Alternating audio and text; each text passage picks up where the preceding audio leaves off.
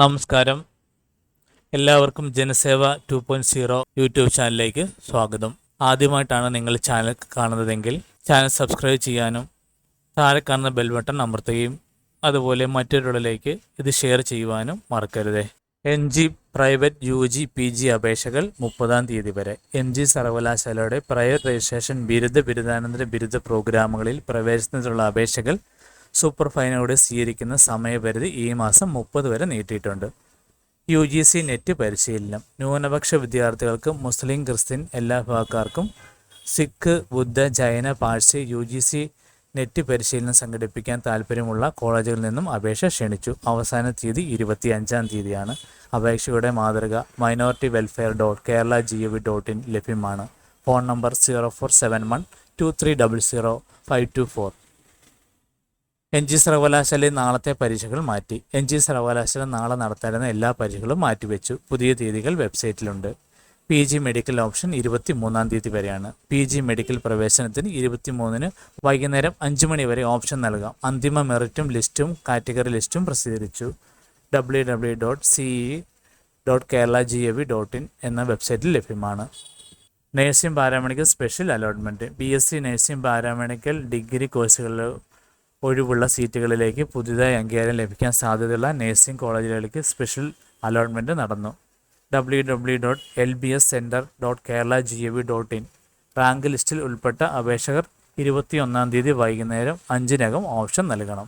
Phone number 04712560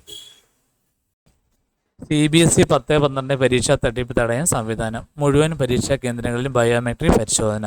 10-12 class board പരീക്ഷയിൽ ആൾമാറാട്ടം ഉൾപ്പെടെയുള്ള തട്ടിപ്പുകൾ തടയുന്നതിന് സാങ്കേതിക വിദ്യയൊരുക്കാൻ CBSE തയ്യാറെടുക്കുന്നു. ബയോമെട്രിക് പരിശോധന, ഫേസ് മാച്ചിങ് സാങ്കേതികവിദ്യ തുടങ്ങിയ നടപ്പിലാക്കും. 20 കോടി രൂപയുടെ മുതൽ മുടക്കിലാണ് രാജ്യത്തെ മുഴുവൻ പരീക്ഷാ കേന്ദ്രങ്ങളിലും പുതിയ സംവിധാനം ഒരുക്കുന്നത്. സ്വകാര്യ ഏജൻസിയുടെ സഹായത്തോടെ വിദ്യാർത്ഥികളുടെ വിരലടയാളം പരിശോധിക്കും. പരീക്ഷയ്ക്ക് എത്തുന്നവരുടെ മുഖവും ഹാൾ ടിക്കറ്റിൻ്റെ ചിത്രവും പരിശോധിക്കാനും സംവിധാനമുണ്ട്. ഓരോ കേന്ദ്രങ്ങളിലെയും വിദ്യാർത്ഥികളുടെ പേര്, ചിത്രം, റോൾ നമ്പർ എന്നിവ ബയോമെട്രിക് സുരക്ഷ ഒരുക്കുന്ന ഏജൻസിക്ക് 1-2 ആഴ്ചയ്ക്ക് മുൻപ് കൈമാറും. 60 വിദ്യാർത്ഥികൾക്ക് ഒരു പരിശോധനാ സംവിധാനം എന്ന രീതിയിലാകും ക്രമീകരണം. വിവരങ്ങളിൽ പൊരുത്തക്കേട് കണ്ടെത്തിയാൽ 30 മിനിറ്റിനുള്ളിൽ ബോർഡിനെ അറിയിക്കാനാണ് നിർദ്ദേശം. അടുത്ത വർഷത്തെ പരീക്ഷയ്ക്ക് മുൻപ് സംവിധാനം ഒരുക്കാനാണ്.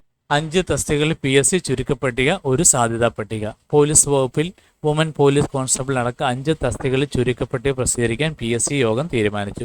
ടൂറിസം വകുപ്പിൽ ടൂറിസ്റ്റ് ഇൻഫർമേഷൻ ഓഫീസർ, വ്യവസായ പരിശീലന വകുപ്പിൽ junior instructor fitter, Kerala state cooperative ബാങ്കിൽ assistant manager part 1-2 general society category എന്നിവയാണ് ചുരുക്കപ്പട്ടിക പ്രസിദ്ധീകരിക്കുന്ന മറ്റ് തസ്തികകൾ.